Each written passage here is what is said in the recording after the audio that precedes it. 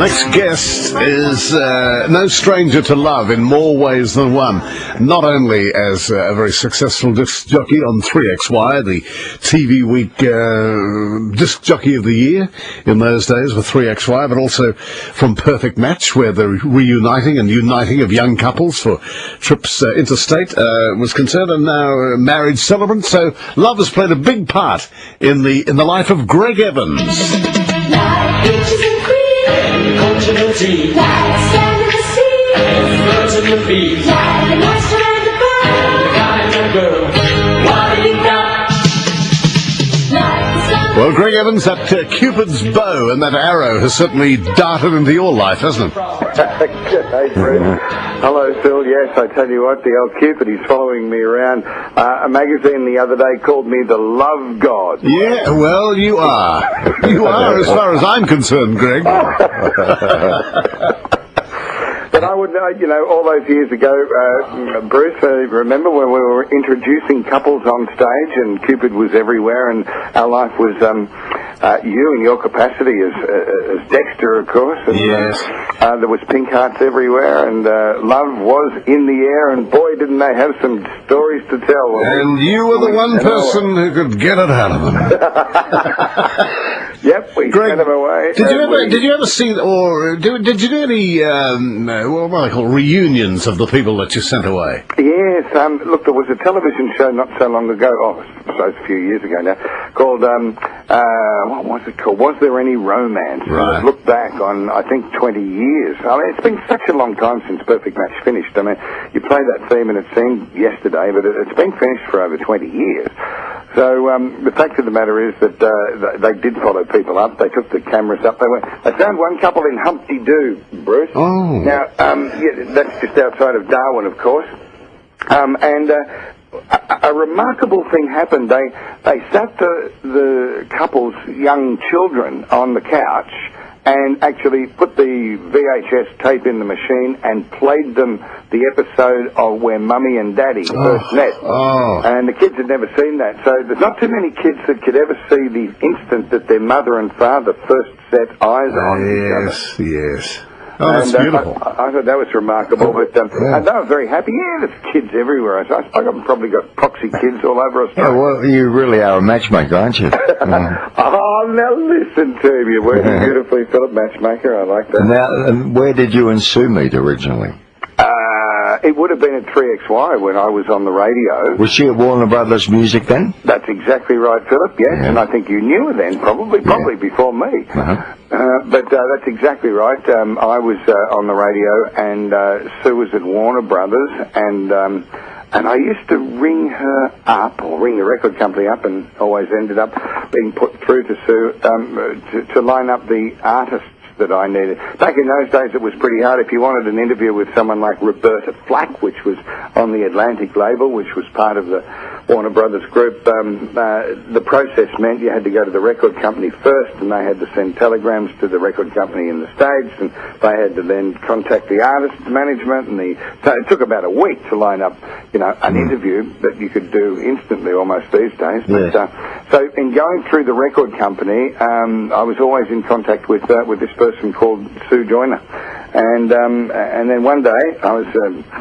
at Silver's, actually, Silver's nightclub in Melbourne. I used to finish at 3XY one night a week and go and play some records at Silver's, and she was there, so I met the girl on the end of the phone. Yeah, your life has never escaped from Cupid's bow. You even had the reception rooms in Mitcham for weddings. Right, Bruce, you're right. Strike me pink. And that is very true, and that was a long time ago as well. But you're quite right. And just today I'm sitting there and I was interviewing a couple that are about to be married soon, and part of the preparation for the weddings in my capacity as a celebrant these days is that I interview the couples, and I thought, my goodness, here we are. It's just like the television show all those years ago. But I tell you something, there's one thing that I found out. I reckon I finally nailed it and found out one of the keys to a great relationship. And it's probably not the thing that you would think. So let me ask both of you, Bruce and Phil, what do you think is the single most ingredient that keeps a relationship together, or keeps a relationship, cements a relationship? Well, I think one of the secrets that we have is that we go out occasionally to restaurants. Okay. I go out on a Tuesday and Wednesday. She goes out Friday and Saturday. That's good. And what about you, Philip? What do you think it is? I think the key element is communication and trust. Okay. Well, I think it's something different. And the reason that I do is because it's been consistent with the hundreds of people that I've interviewed about love. Do you know what I think it is? What's that? I think the key element in keeping a relationship together is humour. Humour. It is being able to make each other laugh. I find that the one thing that attracts people to people is humour. And the one thing that keeps the relationship going is humour. And if you can laugh together, then you're generally happy together, and happiness is what it's all about. That's what makes the world go round. I reckon that's what we're alive for, is happiness. And when you laugh, you're happy. So, I don't know, but I'd be very interested to hear from some of your listeners on that one, but it's been so consistent in my dealings with all of these couples. It just comes out all the time. He makes me laugh. Even when you first went to school, the kid that you were attracted to was the kid that made you laugh, and you made him laugh. And that's where the friendship started. Yeah, and yet most people wouldn't think that. You'd say other things. Humour, I wouldn't have thought that. It's something that I've learned. And so here's to lots and lots of laughter. Yeah, very good point. You always... Whenever we talk to you, you show a very great depth and wisdom as the years go by, Greg, and I thank you for that. Oh, thank you, Bruce. And now, are you going to be really busy on Tuesday, Greg? Well, as a matter of fact, I do a breakfast radio show, as you know, so I get up very early in the morning, but on Tuesday I've got to go to Sydney and appear with Larry Emder on the morning show to talk about Good news. We'll see you on Channel 7. To talk about what? Romance. Good. And Valentine's Day. So I've got the day off from the radio, and I'll go and talk romance with Larry. Good lad. Oh, terrific, Greg. Have a great year, and thanks for the romantic interest you've shown in all of us. Well, it's been lovely to talk to both of you, as always. Thank you Good very on you, much. my friend. Thanks so much. Bye, mate. There he is, Greg Evans.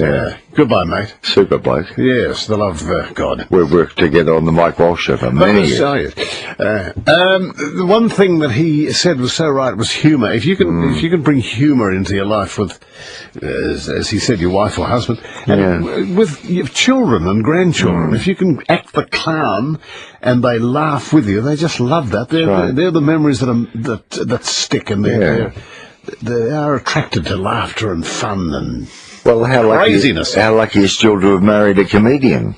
Clown. But I don't go home tonight and stand at the end of the bed and do a Joey Lewis maybe you should. impersonation. Perhaps you should. All right, thank you, Greg Evans. Good interview. It's 10 to 10.